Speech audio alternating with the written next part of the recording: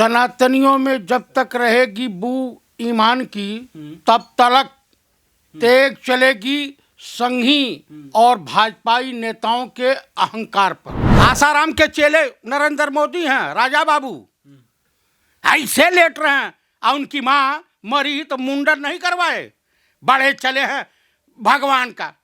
अरे भगवान का वो कोप भाजन होगा कि देश भुगतेगा। उतना बड़ा अपराध, उतना बड़ा लीचड़, उतना बड़ा धोखेबाज, उतना बड़ा जुमलेबाज, उतना बड़ा गद्दारी देश के साथ करने वाला, वो सिर्फ अडानी अंबानी का नौकर के तौर पे काम कर रहा है। देश का प्रधानमंत्री के कुर्सी को कलंकित कर। इसकी मजाल है जो छेड़े दिलेर को, मुसीबत में कभी कभी काट लेते हैं कुत्ते भी शेर को। तो वही कहानी है, बने हैं। जनता की भीड़ देखे है ना, पगला गई है बीजेपी, बौखलिया गई है, जमीन खिसक गई है इन लोगों की, समझ गए। और धर्म की आड़ में, प्रभु राम की आड़ में इस देश में चंगेज खां से बड़े लुटेरे नरेंद्र मोदी और मोहन भागवत हैं। नमस्कार, आदाब। आप देख रहे हैं पीआरबी और मैं हूं आपके साथ नसीमुद्दीन शेख। जिस तरीके से 22 जनवरी को राम मंदिर प्राण प्रतिष्ठा का कार्यक्रम प्रधानमंत्री नरेंद्र मोदी के हाथों संपन्न हुआ, तो वहीं कुछ लोग कह रहे हैं कि ये एक प्रधानमंत्री प्राण प्रतिष्ठा का कार्यक्रम नहीं बल्कि एक चुनावी कार्यक्रम था जिसे प्रधानमंत्री नरेंद्र मोदी ने अयोध्या से शुरुआत की है। तो दूसरी तरफ 2024 लोकसभा चुनाव की तैयारी को लेकर के राहुल गांधी भारत जोड़ो न्याय यात्रा कर रहे हैं। इन्हीं सब मुद्दों पर हमारे साथ बातचीत करने के लिए हैं एक मुखर और स्पष्ट वक्ता जयप्रकाश चतुर्वेदी जी। इनसे बातचीत करते हैं और ये जानते हैं कि अयोध्या उद्घाटन और भारत जोड़ो न्याय यात्रा को लेकर के इनके क्या विचार हैं। सनातनियों में जब तक रहेगी बू ईमान की तब तलक तेग चलेगी संघी और भाजपाई नेताओं के अहंकार पर। अच्छा, मैं आपको ये बता देना चाहता हूँ कि ये जो पूरा स्टैंड क्लियर किया गया है जी, वो जमीन में देवताओं का वास तो अब नहीं होने वाला कि शुभ मुहूर्त में काम नहीं हुआ। अर्ध निर्मित मंदिर का जी में प्राण प्रतिष्ठा कभी नहीं की जा सकती, काले झंडे नहीं लगाए जा सकते, और सबसे बड़ा जो दीप प्रज्वलित हो रहा था अपने आप पे बुझ गया जी। इससे बड़ा अशुभ संकेत कुछ नहीं हो सकता। मंदिर का उद्घाटन हो रहा था, प्राण प्रतिष्ठा हो रही थी, पता चला कि 9 लोग अमेठी में झुलस गए। भिवानी में एक हनुमान का रोल अदा कर रहा था, व्यक्ति लुढ़का मर गया। तो ये तो आकस्मिक हादसे है ना। अरे तो बाप, सुनते रहिए। आप भूकंप भी आया, 14 घंटा भी नहीं बीता। जगत गुरु शंकराचार्य ने जो कहा था कि जो है ये ऐसा श्रापित हो गई है जगह कि ज्यों इसमें असुरी ताकतों का वास होगा। मंदिर में कैसे होगा असुरी ताकतों का वास, ये बताइए। प्रभु राम का जो चित्रण है, फोटो फाटो जो भी मूर्ति मार्ति देखते होंगे जी, वो श्याम वर्ण की होती है, और काली मूर्ति यमराज और शनिदेव की होती है। ये दोनों न्याय के देवता हैं। अशुभ मुहूर्त में किसी भी देवी देवता या अर्धनिर्मित मकान का गृह प्रवेश नहीं, वर्जित है। तो जब वास्तु शास्त्र के अनुसार आप काम नहीं करोगे, धर्म संगत कार्य नहीं करोगे, तो वहाँ ईश्वर का वास होगा। अयोध्या के किसी संत महात्मा या पुजारी ने क्यों नहीं विरोध किया? वो तो कह रहे हैं कि भगवान के आने का कोई समय नहीं होता। असल बात है, चाटुकारिता करने वालों का भी कोई समय नहीं होता। आजकल साधु महात्मा जो अपनी दुकान चला रहे हैं, और राम भद्राचार्य देख रहे हो, आन्हर, पता नहीं पूर्व जन्म का कौन पाप किया था, इस जन्म में आन्हर पैदा हुआ। इस जन्म में राम को धोखा दे रहा है, सनातन धर्म को धोखा दे रहा।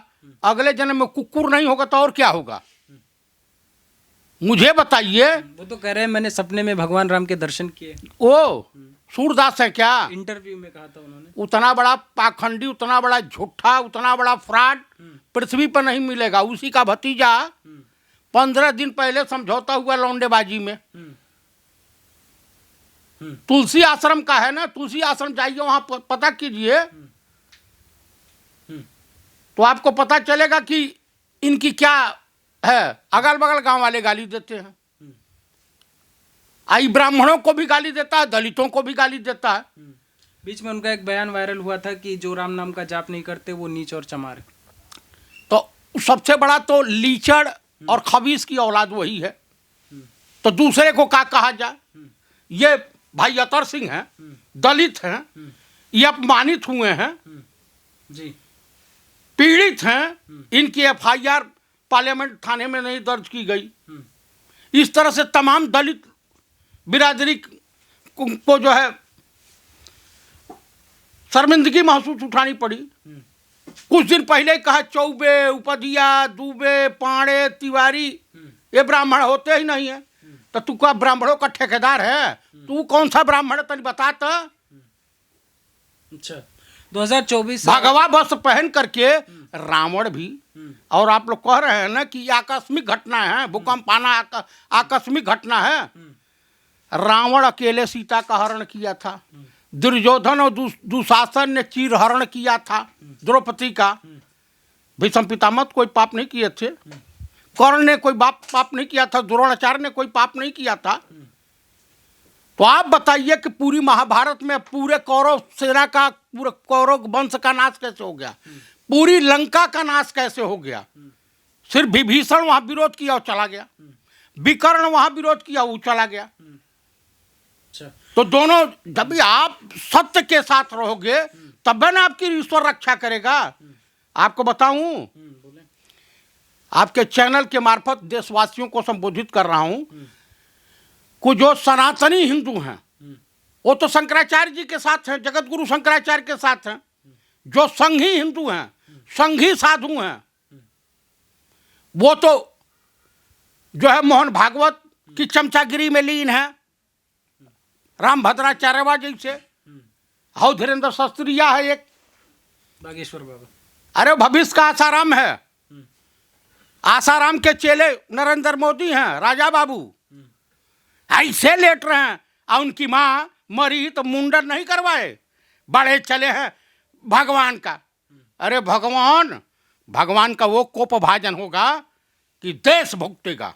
वो तो सबसे बड़े सनातन के उपासक प्रधानमंत्री के तौर पे देखे जा रहे हैं। कौन? प्रधानमंत्री मोदी। उतना बड़ा अपराध, उतना बड़ा लीचड़, उतना बड़ा धोखेबाज, उतना बड़ा जुमलेबाज, उतना बड़ा गद्दारी देश के साथ करने वाला, वो सिर्फ अडानी अंबानी का नौकर के तौर पे काम कर रहा है, देश का प्रधानमंत्री के कुर्सी को कलंकित कर। अच्छा मुझे ही बताइए, सबको चंगू मंगू को बुला लिया, नचनिया पदनिया सबको बुला लिया, तो आप बताइए देश की राष्ट्रपति दलित है, माननीय श्रीमती द्रौपदी मुर्मू जी, उनको बुलाने में क्या इनकी नानी मर गई थी, मोहन भागवत की अम्मा मर गई थी, क्या हुआ? अब मोहन भागवत का मेरा डीएनए टेस्ट कराइए, मैं भी ब्राह्मण हूँ, तथा कथित अपने आप को ब्राह्मण बताते हैं, कराइए, मैं सनातनी ब्राह्मण हूँ। और उसका यहूदियों से मिलेगा, उसके पूर्वज तो बीफ खाते। निमंत्रण गया था द्रौपदी मुर्मू, गया था तो क्यों नहीं गई?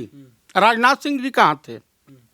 वो तो छत्री शिरोमणि बनते हैं। ये कहा जा रहा था कि प्रधानमंत्री मोदी के हाथों उद्घाटन नहीं होगा, वो सिर्फ प्रतीकात्मक रूप से मौजूद रहेंगे।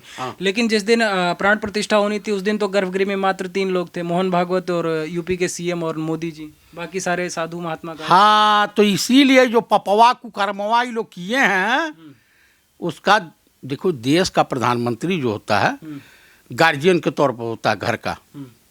आज जब गार्जियन कोई पाप करता है तो उसके बच्चे भुगतते हैं। जैसे मेरे पिताजी कोई पाप करेंगे, कुकर्म करेंगे, तो उसका भोग मुझे भी भोगना पड़ेगा, तो इस देश को भुगतना पड़ेगा। तो आप क्या मानते हैं? वो देखो, सुनामी आएगी और भूकंप आएगा, भविष्यवाणी कर रहे हैं आप।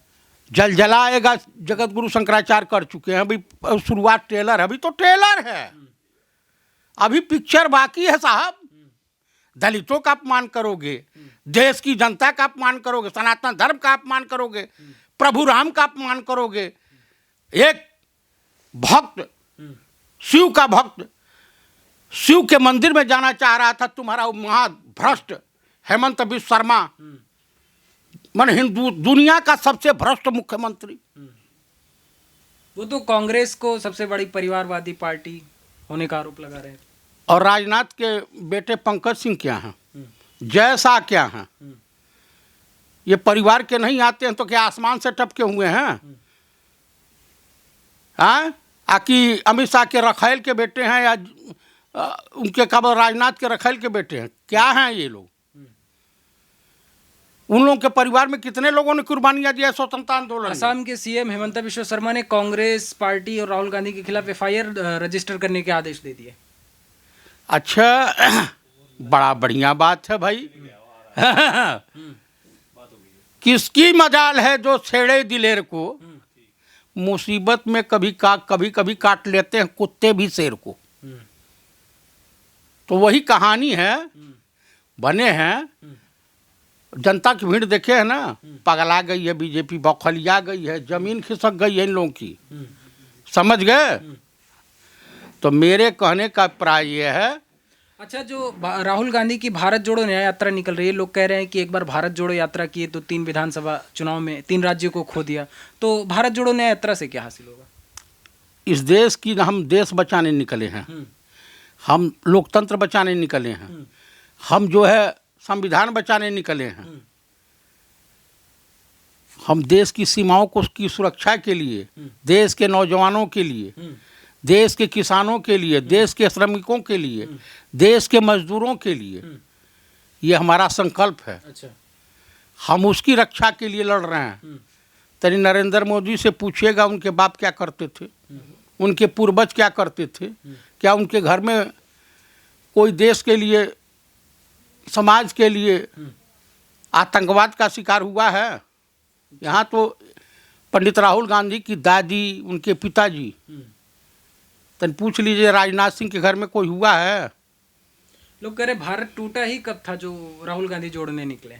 भारत जोड़ो न्याय यात्रा, यहाँ लड़कियों का, महिलाओं का दिल टूटा है, भाजपा के राज में बलात्कार हो रहा है, किसानों का मनोबल टूटा है, नौजवानों का मनोबल टूटा है, विद्यार्थियों का मनोबल टूटा है, और धर्म की आड़ में, प्रभु राम की आड़ में इस देश में चंगेज खां से बड़े लुटेरे नरेंद्र मोदी और मोहन भागवत हैं। उनसे हिंदुस्तान को खतरा है। तो इसीलिए भारत जोड़ो न्याय। हाँ, इसलिए भारत जोड़ो, भारत की मरी हुई जनता को जगाने के लिए। हम इनसे बातचीत करते हैं। अतर सिंह जी मौजूद हैं। जैसा कि जयप्रकाश चतुर्वेदी जी ने आरोप लगाया कि रामभद्राचार्य के शब्दों से ये भी पीड़ित है, तो इनसे पूछने की कोशिश करते हैं कि ये क्या पीड़ा इनको महसूस हुई रामभद्राचार्य के बयान से। जी बताएं। देखिए, जो रामभद्राचार्य हैं उन्होंने पूरे एक समाज को चमार कहा, नीच कहा। नीच शब्द का अर्थ समझते हैं आप? उन्होंने नीच कहा है पूरे एक समाज को। तो सबसे पहले मैं उनकी भर्त्सना करता हूँ, निंदा करता हूँ। दूसरी बात,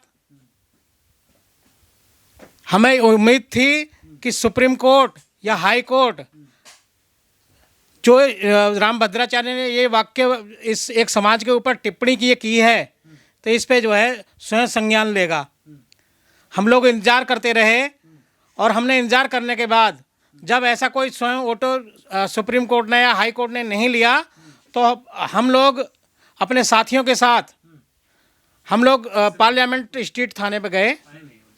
और वहाँ पे इसलिए हम गए कि एप्लीकेशन लिख करके कि रामभद्राचार्य के खिलाफ SC/ST एक्ट के अंतर्गत एक रिपोर्ट दर्ज होनी चाहिए, इनको जेल जाना चाहिए, इनके ऊपर जो है एट्रोसिटी एक्ट लगना चाहिए, क्योंकि ये एक ऐसा इन्होंने वर्ड बोला है पूरे एक समाज के लिए कि ये क्षमा योग्य नहीं है। लेकिन जब संसद मार्ग थाने में हम गए तो उस SHO ने हमारी एप्लीकेशन लेने से मना कर दिया। रामभद्राचार्य के बयान के खिलाफ आप गए थे? बिल्कुल, हम उसी बयान के खिलाफ जिसमें हमको उन्होंने चमार और नीच कहा था, तो उस बयान के खिलाफ हम लोग जो है एप्लीकेशन देने के लिए गए थे कि उसमें जो है हमें न्याय मिलेगा।